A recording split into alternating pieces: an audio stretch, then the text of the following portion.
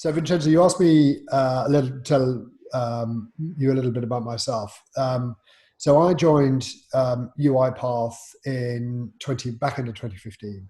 What really drove my decision to join the organization was that for the previous 20 years, I worked in outsourcing.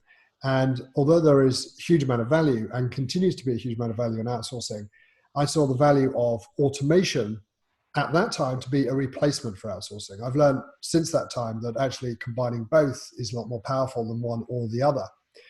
However, I worked for an outsourcing company that was actually the first customer of what became UiPath. It wasn't even UiPath when we first started talking to Daniel Dines and the team. And as a result of that, I had what I've described as a road to Damascus moment where I realized that automation, RPA, would have such a fundamental impact on the way that businesses run into the future that I started talking about it and writing about it. And I was approached by Daniel and by the Seed Camp and Early Bird, were the original seed backers of UiPath, and originally joined as Chief Operating Officer back into 2015. Since then, roles have changed, and we've grown. And I love my job as Chief Evangelist. The good thing is that I get to speak to people like you, Vincenzo, and to customers and partners and analysts, and more importantly, to listen to what they're saying, and then feed that back into our organization, into our sales and marketing, and into our into our product organization, so we can stay ahead of the market, which I think we've done so quite successfully. The bad thing about being Chief Evangelist is I still get a large number of people on LinkedIn saying that they're so pleased that Jesus has entered my life, and I have to explain I'm not that type of evangelist. So you asked about the history of RPA. Yeah.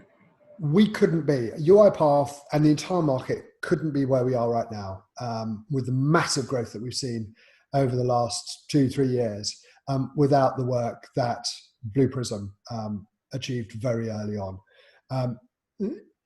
People say that you achieve success by standing on the shoulders of giants, and that's exactly what we've done with Blue Prism.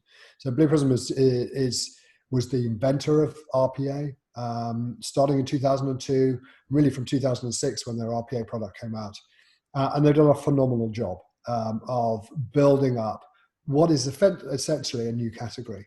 So when I joined UiPath in 2015, early 2016, really got going, we capitalized on the work that Blue Prism had done, extended and expanded that, and managed to get onto the leadership quadrants of the leading analyst organizations. And as a result of that, we then got visibility of all of the RFIs, RFPs that organizations around the world were sending out that were interested in that early stage of RPA. And we managed to grow very, very fast, which we can talk about later. But essentially, the past of RPA was what was pejoratively known really by IT departments as a dirty fix, as a sticking plaster. And it was, it was macros on steroids. But instead of being within one application, it cut across all applications. And that really was the strength.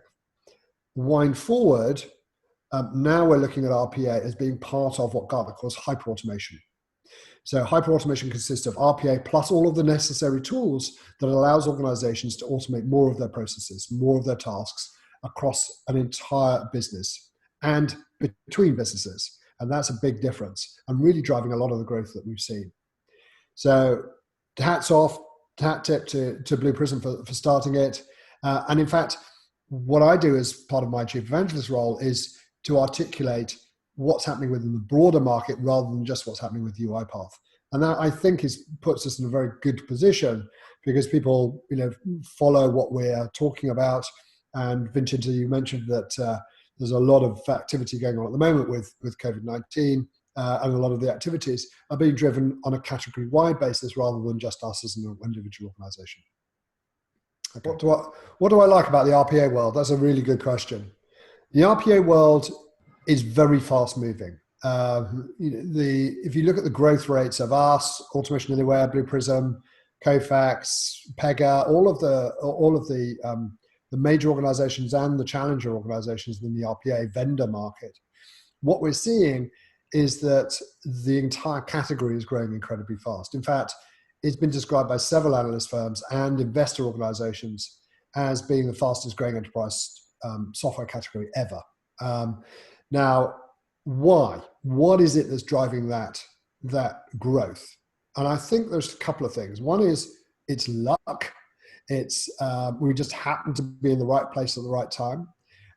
Secondly, I think it's the capability of radically altering automation broadly, radically altering the employee engagement.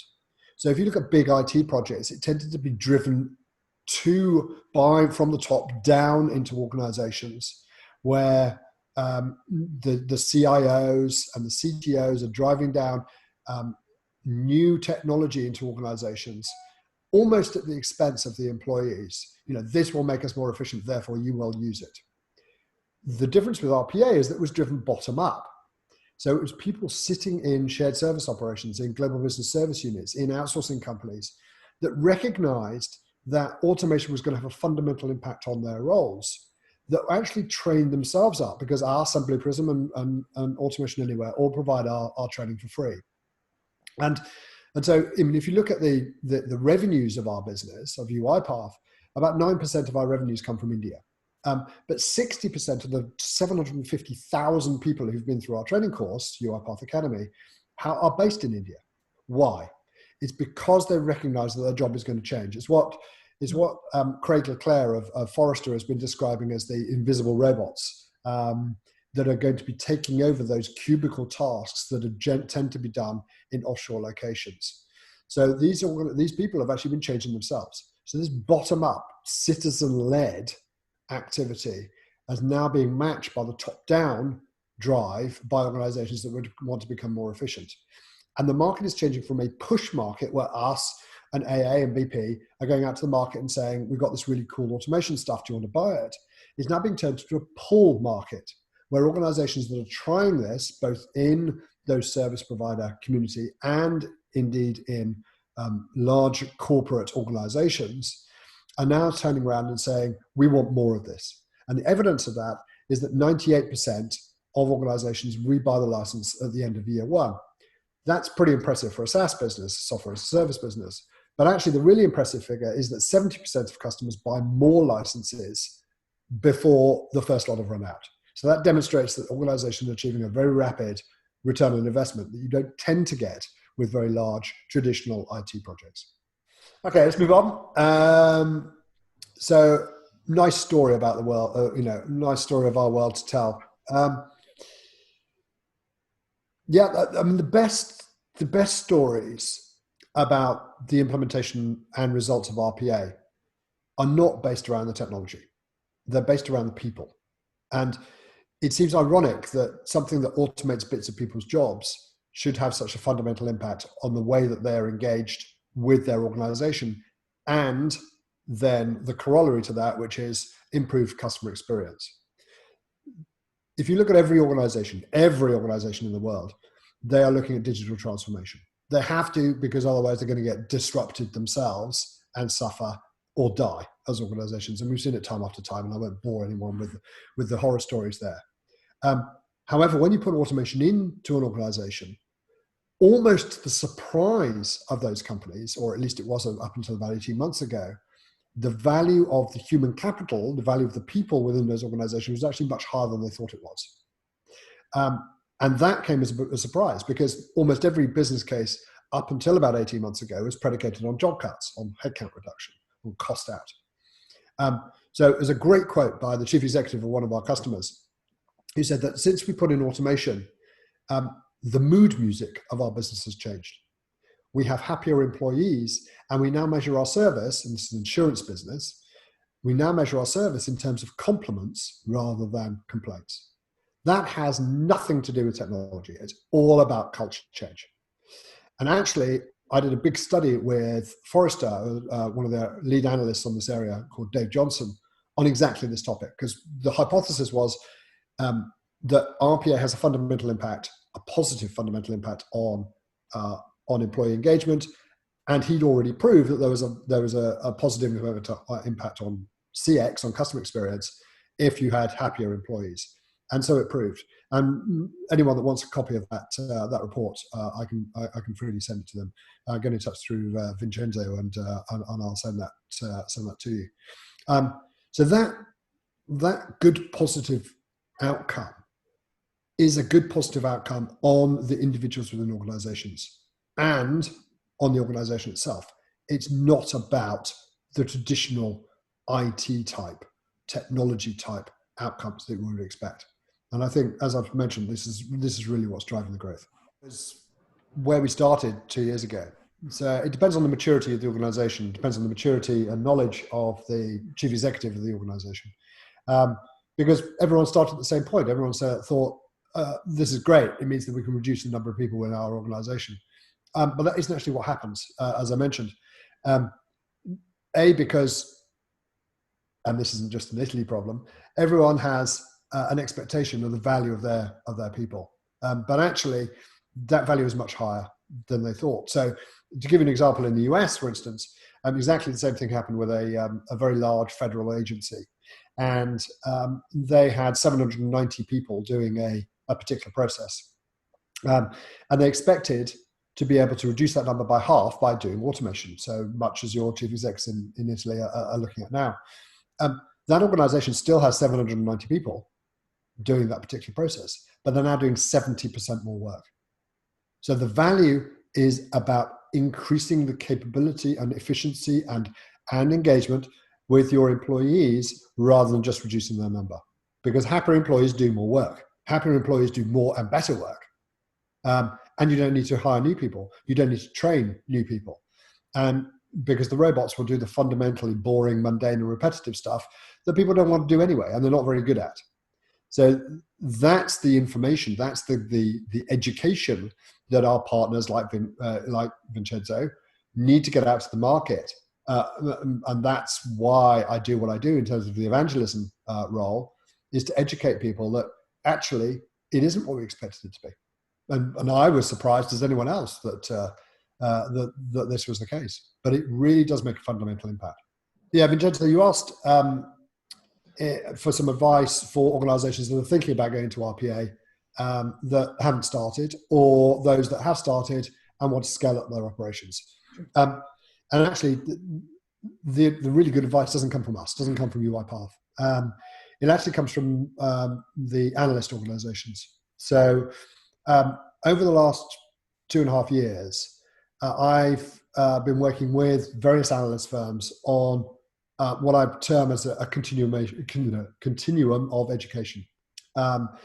That continuum of education is basically a step-by-step guide to everything to do with RPA and now hyperautomation. So it started with what's known as the thought leadership paper with Craig Leclerc of Forrester, who looked at what is RPA. What is it? How do you describe it? What does it do for your organization? So that was number one.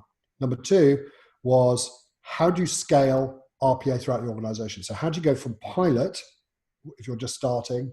No one does POCs anymore because it doesn't matter which technology you use, they all work. So how do you go from pilot to spreading automation throughout your entire organization? That was done by Everest, by Sarah Burnett and Amardeep Modi. Third one, back to Forrester, this was Dave Johnson, which I mentioned earlier, was about what happens to employee engagement as a result of using RPA. And we've talked a bit about that. The fourth one was, how do you combine RPA with the other tools necessary to spread automation throughout your organization, not only in terms of what RPA could do, which was the boring, mundane, repetitive, rules-based, structured data activities, but how do you include, what other tools do you need to include to actually build all that out into a cohesive whole? And this is what became known by Gartner as hyperautomation. So it's, I got famous a couple of years ago by saying that AI is bollocks. So the reason I said that was that most organizations that were looking at AI, saying they needed AI, had no idea what they meant by it, because AI is just a collection of tools. So, and really we boiled it down into four understandings that RPA and the synergistic technologies need to have. So they are in order visual understanding what's going on the screen in exactly the same way that humans do. There's process understanding, understanding which processes are going to be appropriate for automation and then how they can be automated. And the second part of that is what happens when processes change, because they always do over time. So that's process understanding. The third one is document understanding, because organizations are still wading around in paper. So understanding from the system to understand what is on that piece of paper, whether it's a credit note or an invoice or an email or whatever it might be, understanding that and then dealing with that using RPA. And the fourth one is conversational understanding. At the moment, that involves dealing with chatbots, natural language understanding, specific ontologies necessary for industries or other areas that will need that understanding. And ultimately, because robots are going to be controlled by voice. So those four understandings are what we are building ourselves or acquiring. So process gold and snapshot acquisitions at the back end of last year were all about process understanding. Combining all of those things together is how automation is developing and how hyper-automation is developing, which is the big Gartner thing. The project we're working on now with IDC, another analyst firm, is all about a robot for every person. So we believe that in the same way that Bill Gates said in the late 70s that he envisaged a time when every household and every desk would have a computer, and by the way, he got laughed at. We now think that every person will have their own robot. Every worker will have their own robot. Partly unattended, what we know is unattended, to do the stuff they never want to see again, and partly attended to help them do the stuff that they do want to do. And that's where a lot of these understandings need to come in, so you can automate more of those tasks. And we're doing that with IDC, basically because organizations like PwC, PricewaterhouseCoopers, started down that route last year. So they gave all of their US employees a UiPath robot. And that went so well that they're now extending that to their entire worldwide population. Every PwC employee around the world will have a UiPath robot. So, and this is just one of the organizations. So we're doing that project. And then a project I'm starting personally with the help of several of the analysts is around the work post-COVID-19, after the pandemic. What should work look like? Because most organizations are throwing away their future of work type studies, because the world is fundamentally changing as a result of the pandemic. And I think very much it depends whether it's a V-shaped recession or whether it's a U-shaped recession, as to whether organizations can get away with going back to their old way of working, or whether they actually need to fundamentally change the way that they work. So Gartner did a fascinating study of their CFOs a couple of weeks ago, and 74% of those CFOs said that they are looking, or of those organizations, of those CFOs, said that they are looking at how work can remain remote after COVID-19. Work that was normally done inside the organization. So I think there's going to be a fundamental shift in the way that organizations construct themselves, work, and for the role of the employees. And so I'm working on that at the moment, and that will be ready. The research will be ready for that in 3-4 months. It's going to take quite a long time because it's going to be quite a big, both qualitative and quantitative study. So those are the sort of things that we are providing out to the market, all available for free.